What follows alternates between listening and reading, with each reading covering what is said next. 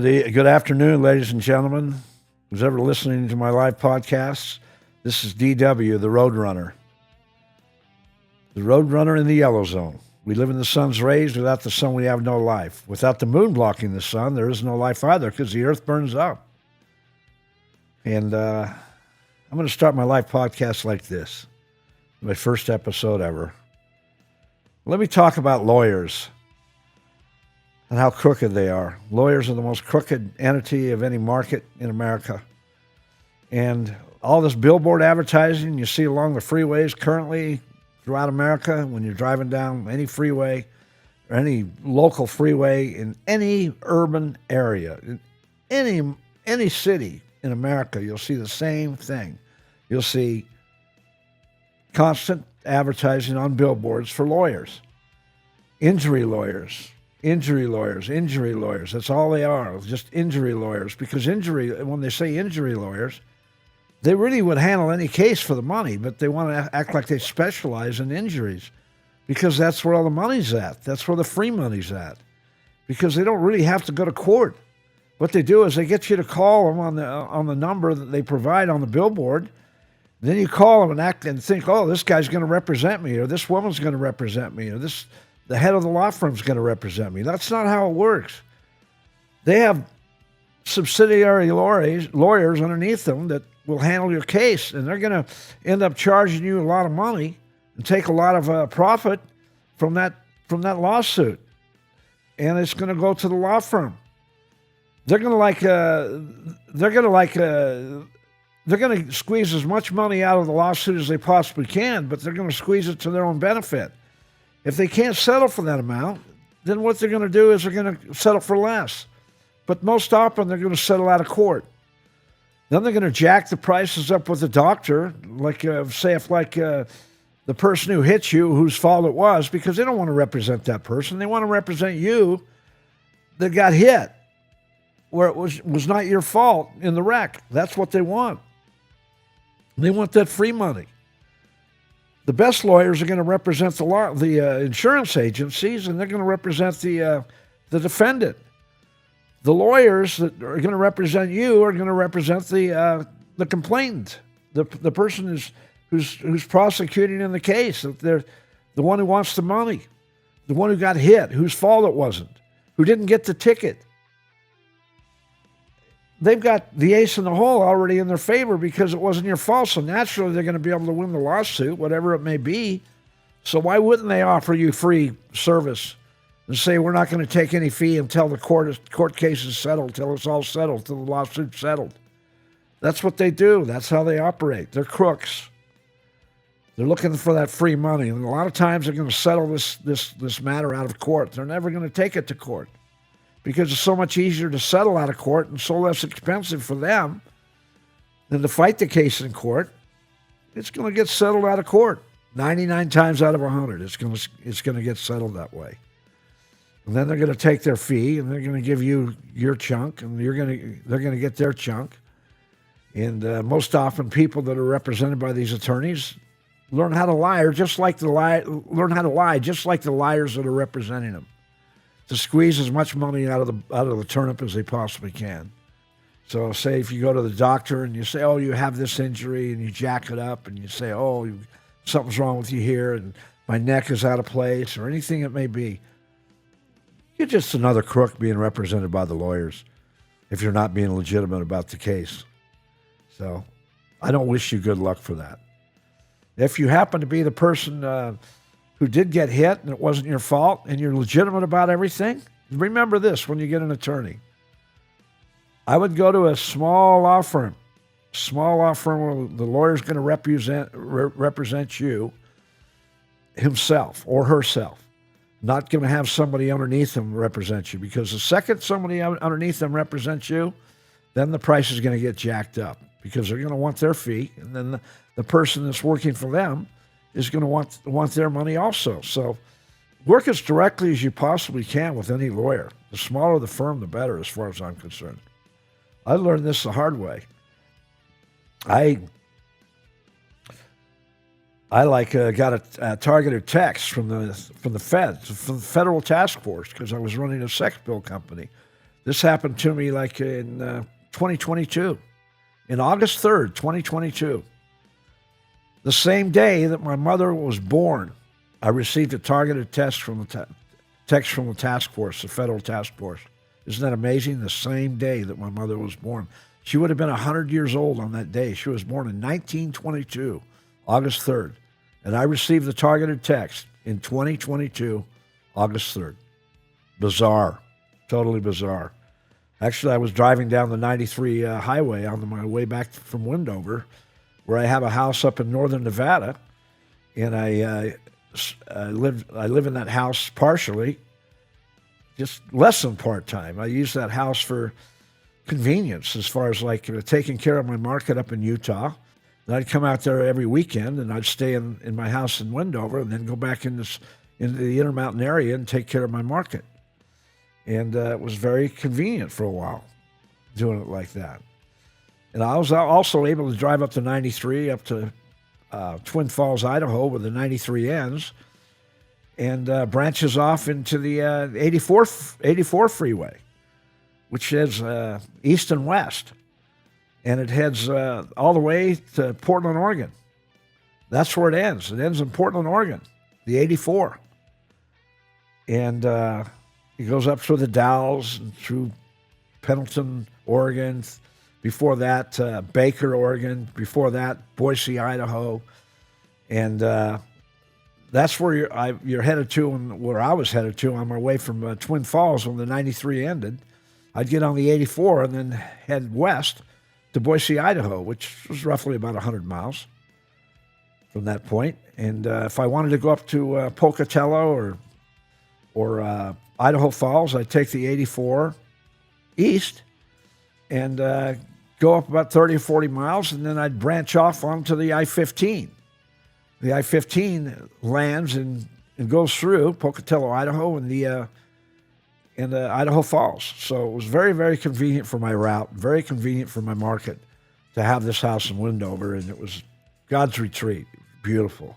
It's one of the 10 wonders of the world, the Bonneville Salt Flats, which is like 2 or 3 miles from Wendover. That's on the Utah side of Wendover, because Utah and Nevada are in the same town. This small town, Wendover, Nevada, with 6,000 people. Half the town is in Utah, and the other half is in Nevada. My house is in Nevada. That's where the golf course is at. That's where the best part of Wendover is at, on the Nevada side. The Utah side has got no casinos, and it's basically the old town and run down. But it's very like homespun. Wendover is filled with Spanish people, about 90% Spanish people. That's about 90% of Wendover is a Spanish race, and they're good people. They're great people. I love the Spanish race. I love the Spanish culture. They're the hardest working culture in America. My best friends in Wendover are Spanish people. Well, I have nothing but good things to say about the Spanish race. I like the black race also. I get along with black people very well, but when they treat me badly or talk to me badly and call me a white boy or a cracker or start that name calling bullshit, I'm gonna give them the name right back. I'm gonna give them exactly what they deserve. You treat me like you're my brother, I'll treat you like you're my brother. That's how it works. If you want to give me that bullshit feedback that you think that white people are supreme, and you want to treat me like that and make it look like the white race is like an evil race, well, you can definitely kiss my ass, because that's not true. There's evil people in every race. Whether it be white, black, Spanish, Asian, name it.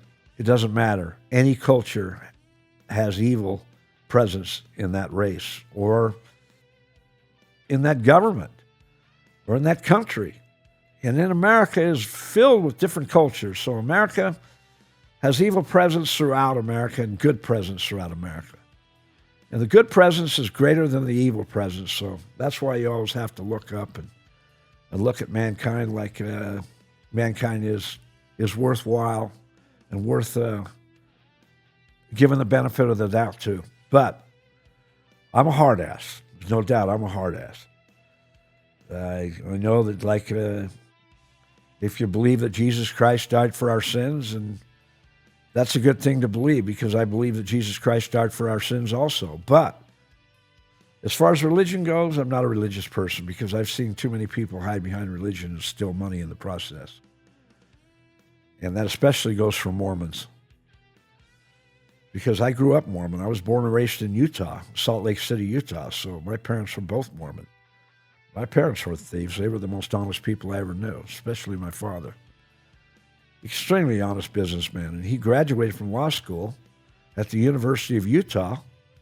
And then he didn't practice law after that. After he graduated from law school, he just went into right back into real estate and went into real estate full time instead of being a part-time realtor and putting himself through law school. He just went into it full time and was very successful in the business. And he had a lot of loyal clients because he was honest. He treated them well.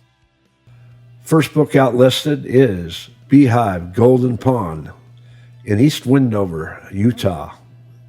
Windover's actually a border town, so it's in 2 states, this small city of 6,000 people, about 90% Spanish people. What a beautiful town this is. That's Beehive Golden Pond on 479 Windover Boulevard in Windover, Utah. Buy a book there and get the free hat along with any book purchase. To purchase my book, go to www.theroadrunnerpodcast.com, and I'll throw in that free hat with any book purchase. My title, The Roadrunner in the Yellow Zone, is the greatest title ever created. Without the sun and the moon feeding off each other, there is no life on Earth. Now, getting back to lawyers, I've had a couple lawyers that treated me the wrong way. I actually had one lawyer that I thought was my best friend. And after I got raided by the task force, that was a different story. But I'll tell you what happened in 2022, August 3rd, 2022. After I talked to the task force on the phone for about 30 minutes, told them, yeah, I'm in the sex capsule business. I'm proud of what I do. I know that I'm selling heart-friendly medicine, and I'm selling healthy things to the American public. And I'm saving men and women from having heart attacks. I'm also saving men and women from inheriting Alzheimer's disease, at least 70%, because my capsules had sildenafil in them. I knew this. I didn't know this in the beginning, but I knew this later on. And when I found this out later on, I already knew how healthy they were, so I didn't care. I didn't care if they were spiked like every other sex capsule is spiked on the shelves throughout America, and legally sells on the shelves in America throughout all kinds of retail outlets, which include gas stations, liquor stores, convenience stores, bodegas in New York City, smoke shops, you name it. They sell everywhere. And they legally sell. The government doesn't do anything. State collects their state sales tax on whatever the state they're sold in. And the government gets its payroll tax when you pay your taxes, which I paid every year. I was in the sex capsule business every year. I have a loyal accountant who's reputable. In fact, my accounting firm is B&D Associates, which I recommend anybody in Las Vegas goes to because they're a great accounting firm. There's 5 partners in the firm. My accountant is actually a bookkeeper that works for B&D Associates and is a specialist, and her husband is the accountant, the CPA, who recommends and gives her advice for anything needed.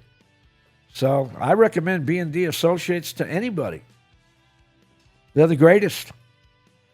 And I've had this accounting firm for the last 10 years. My last accountant, believe it or not, when I went over to his house for a business meeting, he wouldn't answer the door.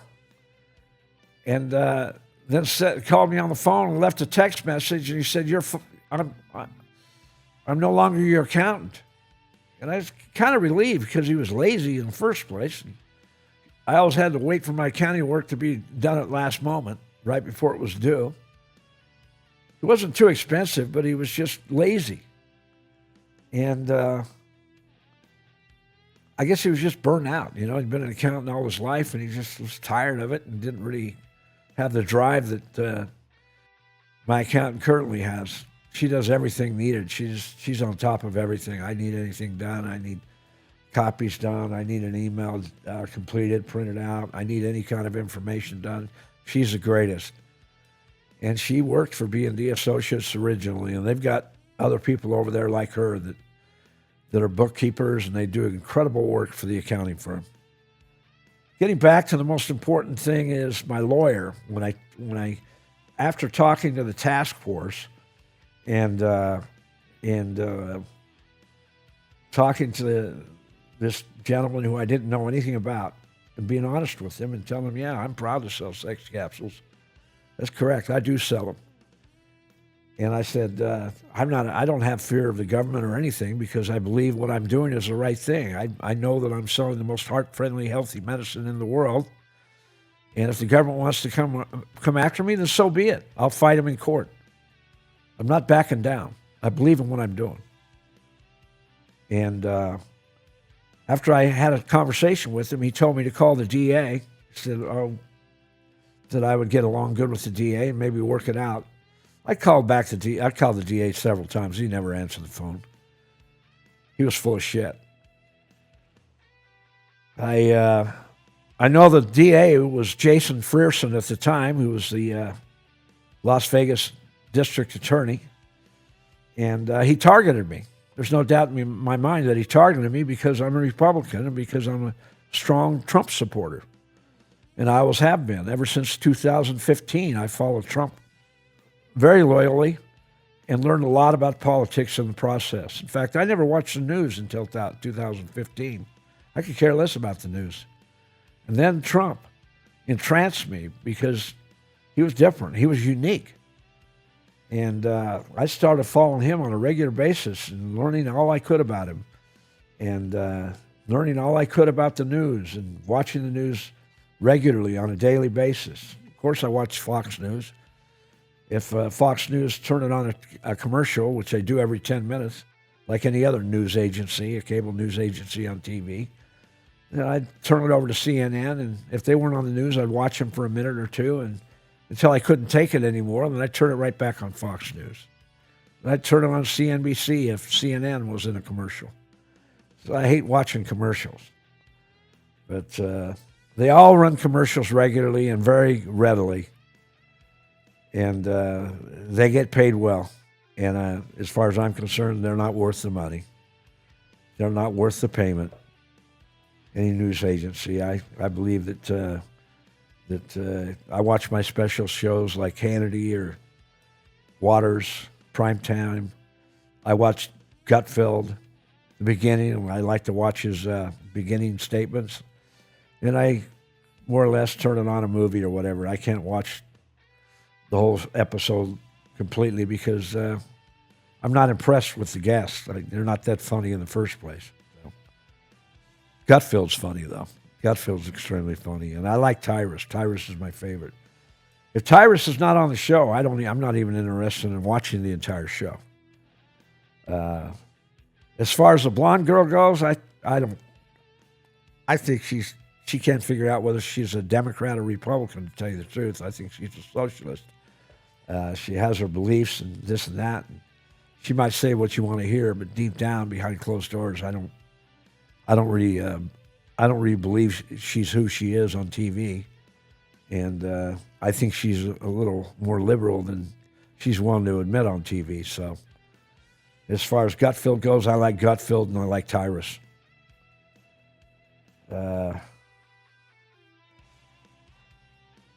I like Hannity, but Hannity isn't on his show often enough. He has too many guest appearances from other people, and they handle the show very well. They're extremely good. I like Charlie Hurt. Or Charlie Kirk is his name? Charlie Kirk. I like Charlie Kirk. He's good.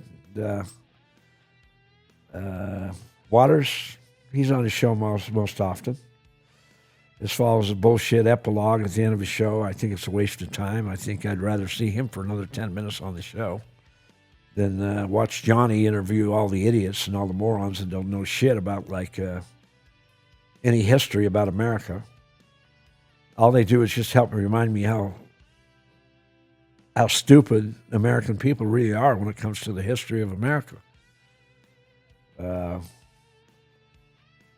I'm stupid about a lot of things. I'm not smart about everything, but I can guarantee you that I'm pretty street smart. I'm very street smart, as a matter of fact, and I've been on the street my whole life. That's how I made my living. I've made my living traveling my entire lifetime. I started out as a pool player, believe it or not, out of the state of Utah. And after I couldn't get a game in the state of Utah at the age of 19, I started traveling and taking my trips to Idaho and then going up to through Oregon, Portland, up through Seattle, Washington. And then I started taking more and more trips further and further away, and spent a lot of time playing in Vegas. Went to L.A. and played. Went to the South and played. Traveled all over the United States. Traveled all over America and played pool as a pool player. I made a living doing it.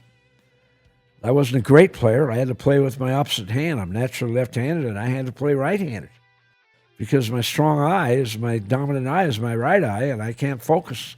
Couldn't focus on the balls looking through my left eye. So I had to learn how to play right-handed.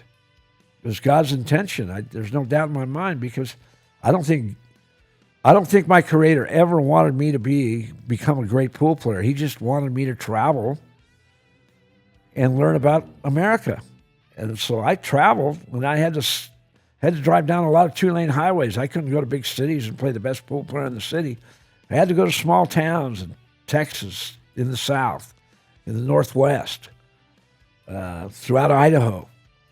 I could beat anybody in Utah except a couple of players, and I only really had to watch out for one or two players in Idaho. So I was definitely not the best pool player. I was just a very good hustler, that's all. I was very good at hustling pool, picking my games and picking my spots and learning how to take it down when I can make some money. Sometimes I make more money on the side bets than I would gamble against the player himself. And a lot of times I travel with a beautiful woman that was alongside me on my travels and during my travels, and she'd collect the side bets and take the side bets. And one time I traveled with a beautiful brunette. She was like a very good pool player for a woman. She was unbeatable. She was great. She could make good money playing pool, but we didn't get along real good. But I traveled with a beautiful blonde that I took down the road all the way to Florida. Made a lot of money on the road playing in Texas, throughout Louisiana and Alabama. Got to Florida. We really didn't make any money in Alabama. I didn't make any money in Alabama until the next year. I'll tell you about that later. And when I traveled with her to Fort Walton Beach, Florida, and we made a lot of money in the small towns in Alabama by Fort Walton Beach, Florida. That was on the Gulf of America, which used to be called the Gulf of Mexico. I like the Gulf of America way better, much better. I can't wait till they change the name from the Commanders back to the Washington Redskins. What are they waiting for? What's going on with that? I guess maybe they're having a winning season and they're not in a hurry. I don't know. But I used to love the name of the Washington Redskins, and then the woke culture got in and changed the law, changed this and changed the name about this and changed the name about that, and started tearing down the statues and all kinds of other bullshit. They can definitely kiss my ass. There's nothing special about the woke culture. Woke culture needs to go extinct, just like Black Lives Matter. Just like Black Lives Matter. Black Lives Matters, that's what it's called. Black Lives Matters. And what a con job that was. All the people involved in Black Lives Matters turned out to be cons. Conning each other, spending the money on houses and cars, and stealing all the money they could. I knew they were a joke right from the start, and badmouthed them in my book right from the beginning. So I was one step ahead of that. When the Raiders put Black Lives Matter on their end zone, I hated it. I hated it. And that was the same time the Raiders organization made everybody and tried to make everybody get a COVID shot and have the vaccine card. Otherwise, they couldn't get in the stadium. That was some real bullshit. After buying season tickets to the Raiders and paying a lease fee for 30 years for my season tickets for 2 seats and paying off the lease fee completely until I got the tickets, then all of a sudden I get the tickets that year, and then they want to change it to where like I have to get a vaccine card before I can watch the game, come in and watch the game. Well, that was some bullshit. The other retail outlet to buy a book is Chevron Gas, Liquor, and Convenience Store on 1301 East Altman Street. There's 2 Chevron stations. Make sure you get the right one. That's Chevron Liquor, Gas, and Convenience Store on 1301 East Altman Street in Ely, Nevada. And you'll get the free hat whenever you purchase my book. To purchase my book, go to www.theroadrunnerpodcast.com, and I'll throw in that free hat with any book purchase. My title, The Roadrunner in the Yellow Zone, is the greatest title ever created. Without the sun and the moon feeding off each other, there is no life on Earth. I accommodated them, but I didn't go get the vaccine. I didn't shoot that needle. I have that needle shot in my arm and get that fake vaccine so it could fuck up my heart. No, sir, I didn't do that. I myself, along with 5,000 or maybe even 10,000 fans, got the fake vaccine card. That's how we got in the stadium. Maybe they'll figure out how to throw me in jail for that, for getting a fake vaccine card. I'm telling the whole world. I'm telling everybody listening to this live podcast. Masks were horse shit, and forcing people to do something they didn't want to do was total horse shit. So I said right from the start, kiss my ass. I ain't doing nothing that I don't want to do. I'm not putting anything in my body that I don't believe it needs. And my immune system was given to me by God, and I was given an incredible immune system because I've never really been sick my whole life. Man, I'm 70 years old. Come on.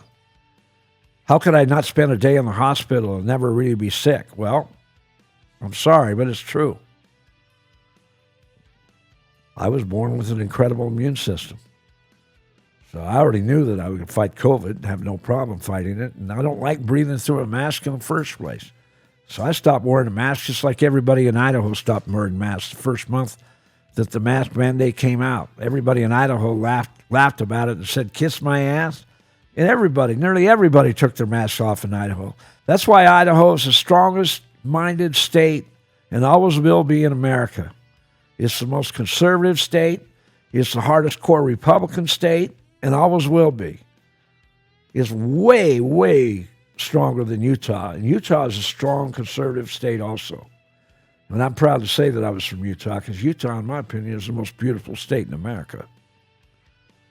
If you travel Utah, northeast, south, and west, and you get off the I-15 freeway or the I-80 or the I-70 and you take the 2-lane highways and you go to the small towns and you drive up the different canyons that are offered throughout the state of Utah, it will blow you away. Not to mention that southern Utah is the most unique and most beautiful part of the state, which is definitely a tourist area and known by tourists.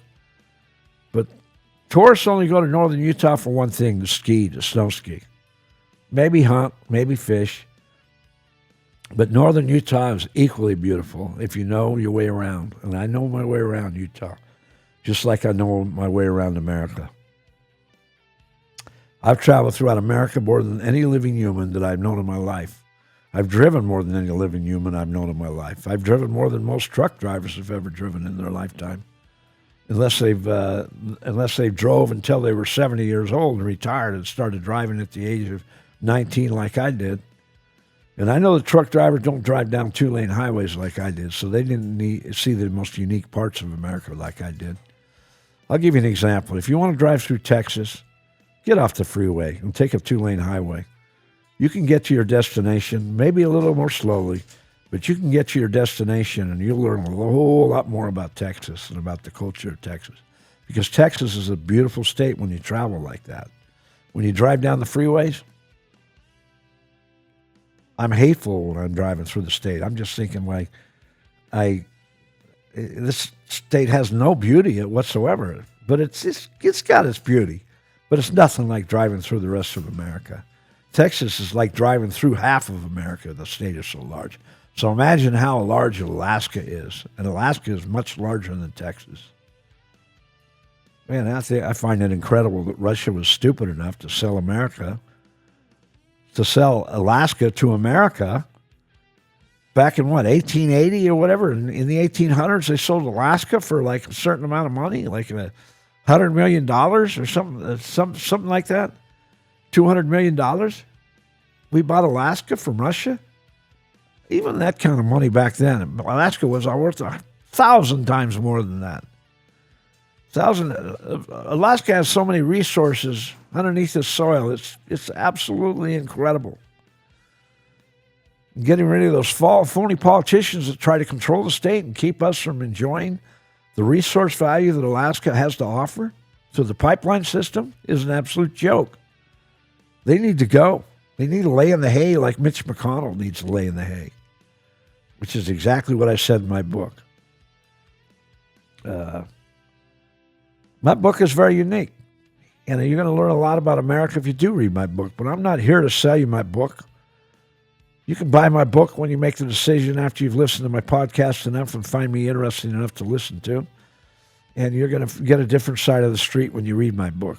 As far as listening to me, I was born to talk, so all I can say is when I was driving down that 93 highway, the most beautiful highway in America, on the way back to Vegas, which is 400 miles away from Wendover. And Wendover's kind of unique because the 93, the branch of the 93 breaks off and goes up to Wendover and then ends. But the main part of the 93 goes up through Wells, Nevada, up through Jackpot, and on up to Twin Falls, Idaho, and that's where it ends on the 84 freeway. So the 93 goes all the way up to the 84 freeway in Twin Falls and goes all the way down to Phoenix, Arizona. And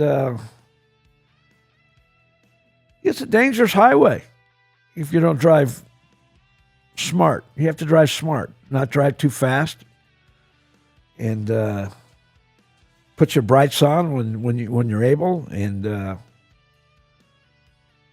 put your lights on in the daytime when you're driving through. It helps also.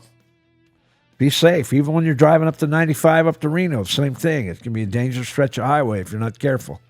But be careful when you're passing or being passed. Always be watching in your rear and always be watching in your front of your vehicle. But watching your rear view is equally important. Most people don't drive when they're watching their rear view as much as they should. And a lot of times that's how they get in a wreck. Half the wrecks are caused by getting hit in the ass in the rear end. That's how half the wrecks are caused. Who cares if it's your fault or not? You have a chance of getting killed or getting hurt, whether it's the other person's fault or not. It's always a person's fault who hits you from the rear.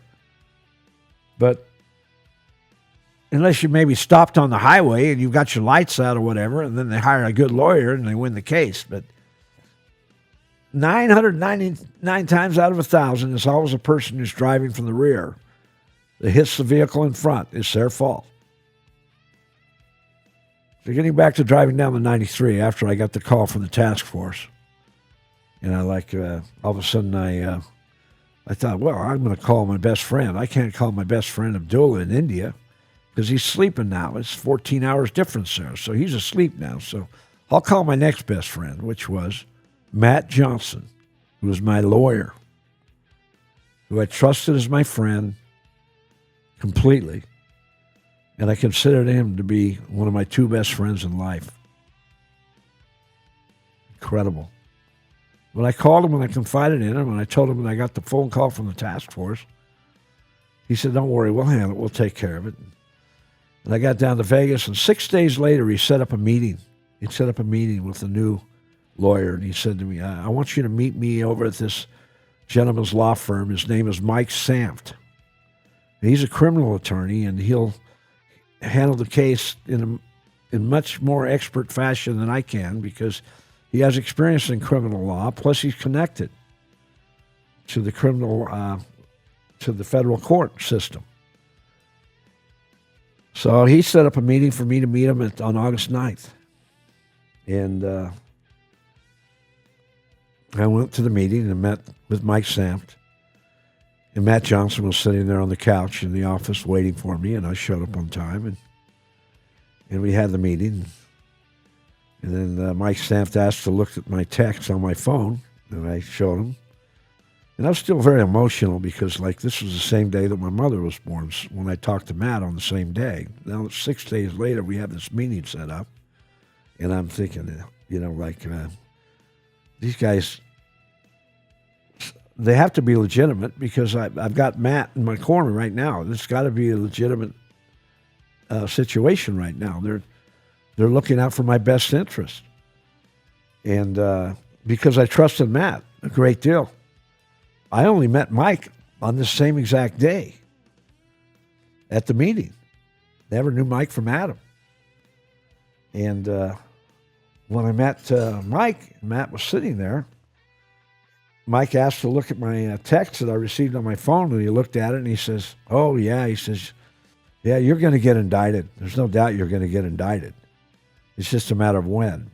Due to the COVID backup, it could take up to a year, but you're going to get indicted. And he said, I'm not going to handle your case without for less than a $150,000 retainer. You have to put up a $150,000 retainer for me to handle your case. And I said, that's you and Matt handling my case. He says, yes. I said, well, I'm saying to myself, I'm thinking to myself, well, if Matt's involved, I got nothing to worry about. Matt's my best friend in life. My next best friend to Abdullah in my life. So I'm doing pretty good by having him on my corner. And that's what happened. I said to him, well, there's no way that I can give you $150,000 right away. I want to make the payments slower so we can prolong the situation until I do get indicted. So let me make you payments that'll take up to a year. And we figured it out that I can make him five $30,000 payments toward the retainer. So I went down to my car, went down to my Porsche. I was driving a Porsche Carrera. Had it parked out in there in the parking lot. I didn't drive my service van. I drove my Porsche to the meeting. I was driving my service van down the 93 when I got the targeted text from the task force. I talked to him on the phone, and I talked to Matt almost immediately after. But I went down to my car and got the checkbook out of my sports car and walked up to the office. And of course, signed the contract. Didn't look at the contract. The fact that Matt was there, I trusted Matt. He obviously knew that I was signing a contract that was going to protect all parties, I guess. That's what I was doing. And I signed the contract, not thinking anything of it, and wrote him a $30,000 check. Then in November, I gave him another $30,000 check. And then in February, I gave him two $30,000 checks. And this was in 2023 when I met my wife. I met my wife in 2023, in May 2023. And when I met my wife in May 2023, that was like when I submitted my book. So I had already written Matt and Mike like 3 or 4 checks. Wrote them 2 in February, and then I wrote them a 5th check in July. And July 9th, that's when I wrote them the 5th and final check toward the retainer. And I met my wife in May. Because after I received this targeted text, I'll tell you what happened. I received this targeted text, I said to myself, I got to buckle down and complete writing my book. I got to get off my ass and complete this book, finish this book. I've been talking in the back of my mind about writing this book for like 30 years. I knew the title of my book 30 years ago, but I didn't know what I wanted to write. I didn't have the knowledge to write a book like I did, like in 2022. And I believe it or not, I started writing my book the same day that Russia invaded Ukraine. On the same exact day, I started writing my politics chapter. That was the first chapter I started writing in my book. And I have 9 chapters in my book. And that's one of the best chapters written in my book. It's the politics chapter. Another retail outlet selling my book and free hat is Hoover Dam and Liquor in Boulder City, Nevada, just outside of Las Vegas and outside of Henderson, Nevada, just south of there on the way to Phoenix. So that's 1311 Boulder City Parkway is where they're located. Hoover Dam and Liquor. Go over there to the best little liquor store in the state of Nevada. Hoover Dam Liquor. To purchase my book, go to www.theroadrunnerpodcast.com, and I'll throw in that free hat with any book purchase. My title, The Roadrunner in the Yellow Zone, is the greatest title ever created. Without the sun and the moon feeding off each other, there is no life on Earth. And I started writing this book, and I wrote about like 20 or 30 pages, and I just stopped writing. Like, I guess Russia invaded Ukraine like March or April. And that's when I started writing my book. And then I just kind of put it down. And then when I got this text, and after I wrote the first retainer check to Matt Johnson and Mike Samft, that's Matt Johnson, Johnson and Gubler Law, and Mike Samft Law Group. Those are the 2 law firms that I had in my corner, supposedly in my corner. Didn't turn out like that. Not later on, because the truth came out of the pudding. So, in May, I completed writing my book and had it like edited as best I possibly could. Had all the spelling errors taken care of, the commas and everything that I thought was taken care of properly. And so I ended up flying to Bangkok, Thailand in May 2023 to submit my book and give it to my right-hand man, Abdullah, who was my best friend in life. I met him in Bangkok, Thailand. And rented a motel room and had the motel room locked up for him, so he had his own room when he came over to meet me. And we met each other at the motel, and we took a trip, got in the cab and went down to downtown Bangkok, which wasn't that far from the hotel. The hotel was by the airport, where he flew in from Chennai, India. And India is not that far from Bangkok, Thailand. It's only like maybe 500 miles. So when Abdullah got there, we immediately took a cab and went to Bangkok, downtown Bangkok. And had a great time. And I hung out with Abdullah. And then we went back to Bangkok the next day. And he put the rough draft copy in the motel room, put it in a safe spot. And we went back there the next day. We had a good time. Went out to eat. Went to a bar and got a couple drinks. Had a good time. And then went back to Bangkok the next day. On the third day that Abdullah was there. After being there 2 days, we went to the Golden Temple. And right outside the Golden Temple, I saw a beautiful Asian woman. And I met her, and we hit it off. I don't know how you can explain it. I mean, we just hit it off. And we toured the Golden Temple together, and we went out to dinner.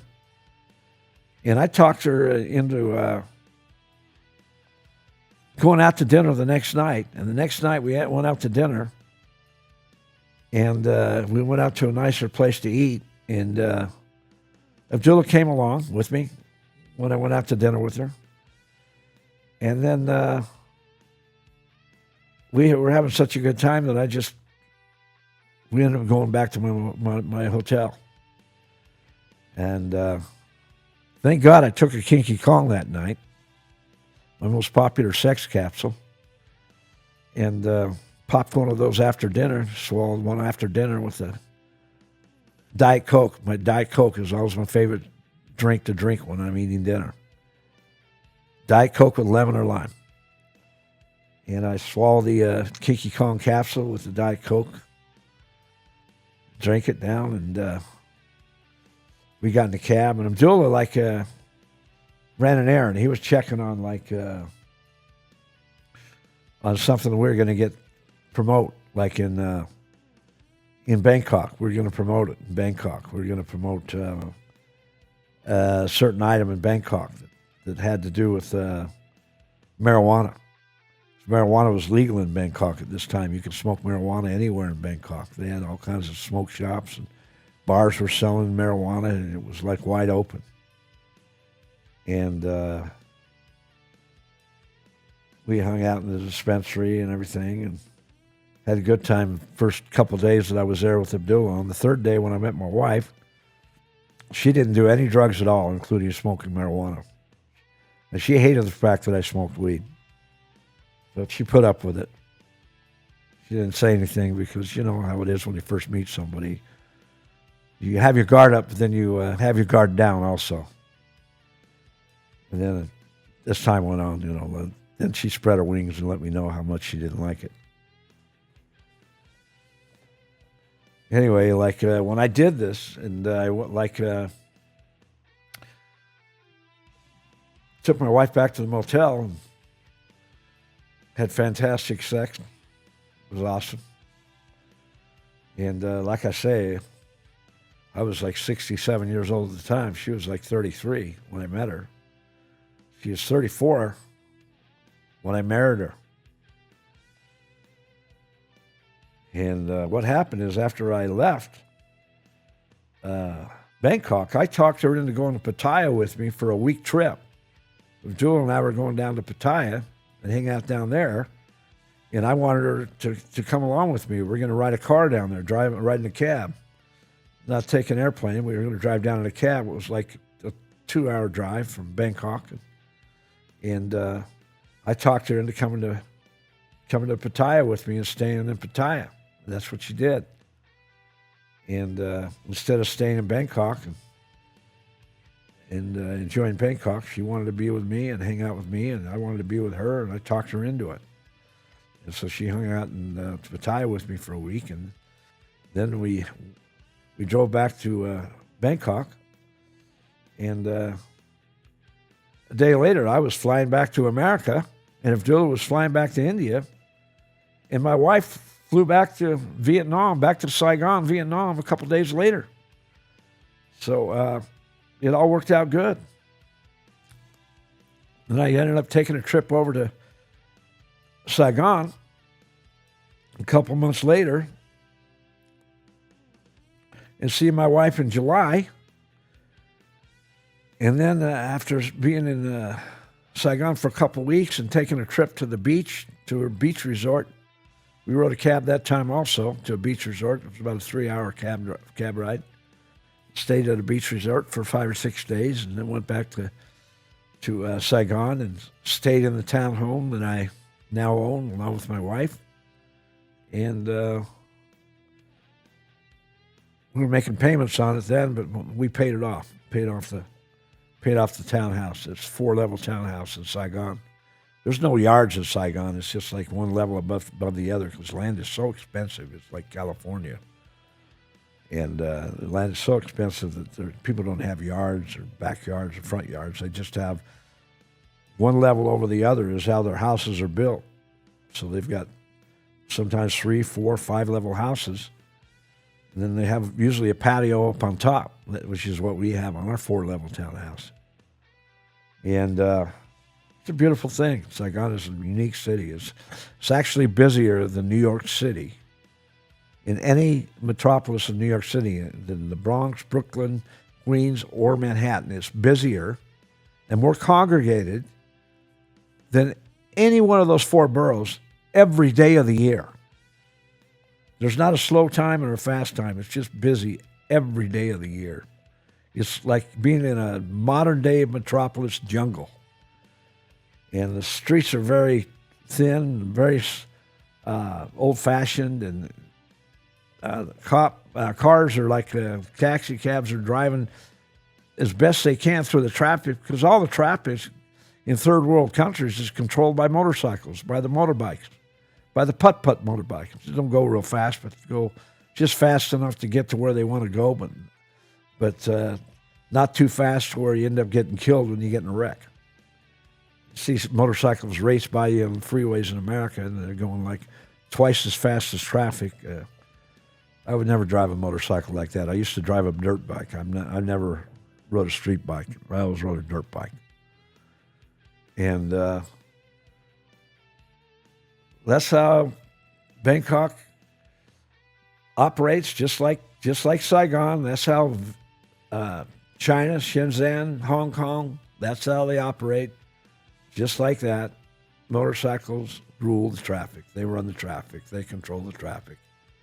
The cars have to squeeze in and out of the motorcycles. The motorcycles dominate everywhere you go. In Asian countries, everywhere you go. In India, same thing, no difference. India is just like that. Motorcycles everywhere. They control the traffic. Everybody rides motorcycles. Good thing is they started wearing helmets. They wear helmets everywhere. In fact, in Thailand, they write you a ticket. 10 years ago, they write you a ticket if you didn't have a helmet. In Vietnam, they don't enforce it, but you should wear a helmet at all times when you're riding a motorcycle, so you don't get the head injury. That's why a helmet's a very good thing to wear. But you see sometimes like 3 or 4 people on a bike, on a motorcycle. You see two little kids on a bike, and you see the mother and father on the bike, and they're not riding fast, but they're riding, and it's just like normal everyday life to them. It's just like a normality. It's like no big deal if the kids don't have a helmet on. Luckily, I never saw anybody get killed, but I'm sure people do. You got 100 million people in Vietnam. But my next trip to Vietnam was in July, like I said. And then the next trip I took to Vietnam was in October. And we ended up getting married on Friday, October 13th. That's when we got married, Friday, October 13th. And I told my wife, I said, I'm not superstitious. God has nothing to do with dates or superstitions, so it doesn't matter. There's no difference between October 13th or October 14th, or Friday or Saturday or Sunday. It doesn't matter. It doesn't mean a thing to God. God, like, if you believe in God, you shouldn't be superstitious. So I told my wife, I says, I'm not superstitious. If we get married on Friday, October the 13th, I promise you that any time when our honeymoon is on Friday, October 13th, we'll go on a honeymoon anywhere you want to go. I don't care if it's Paris, France. I don't care where it is. You want to go there, Friday, October 13th, and that's when our honeymoon is. We'll go. We'll make a special trip. So that's going to happen like maybe once every 7 years, or once every 4 years. I'm not too sure, but every so often, Friday the 13th is going to be in October, November, December. So it's going to be even more often. But we got married on Friday, October 13th. So Friday could happen on November 13th, December 13th, or any other month of the year. So it's going to happen way more often than once every 7 years or once every 4 years. It's going to happen quite often. It's going to happen every year, as a matter of fact. You're going to have a Friday the 13th every year pertaining to the month. So after we got married on October 13th, we took a nice honeymoon trip to a nice beach area, and I've been to Vietnam 8 times since meeting my wife. 7 trips while being married on the second trip, all the way to the 8th trip. I was married to her. First trip, we were engaged. Because I gave her an engagement ring. The second day we were in Pattaya. We went and had some Indian food right next door to a jewelry store. And the Indian food was fantastic.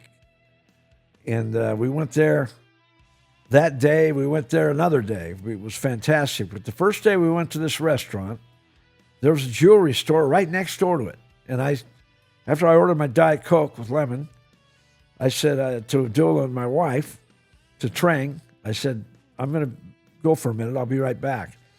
And I walked over to the jewelry store real quickly, and I found a diamond ring.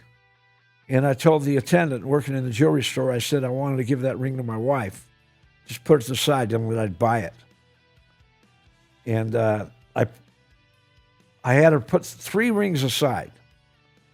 And I had her put the ring that I ended up giving her. And she ended up putting on a finger, and that's the one we had sized for a finger. And the other diamond was smaller. The diamond that I gave her was a medium-sized diamond, and the other diamond was larger.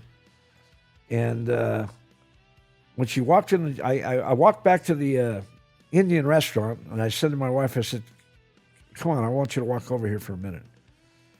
And I took her by the hand, and I walked her over to the jewelry store. And she stood there kind of dumbfounded.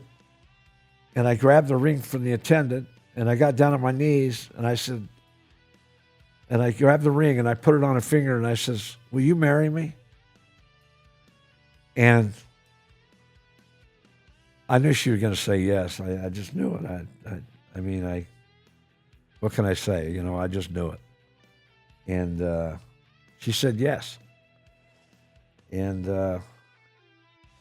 put the ring on her finger, and I said to her, and I said, wait, honey, do you want this ring, sweetheart? Do you want this ring, or do you want this ring? And she actually wanted the smallest ring, and the smallest diamond. And I said, no. I said, I want to give you this diamond. And so I talked the attendant into having that ring sized for her finger, and that's the ring we took.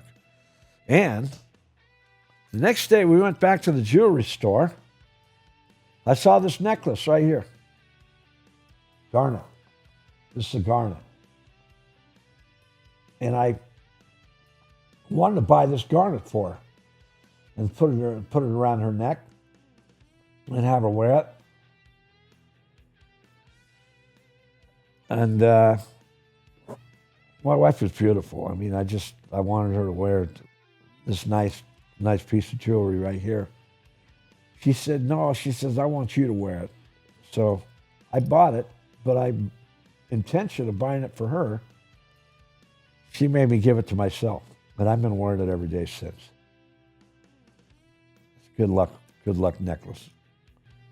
Take your car. The Zach Calls Urban Auto Works on 1010 North Stephanie Street, Suite 1A.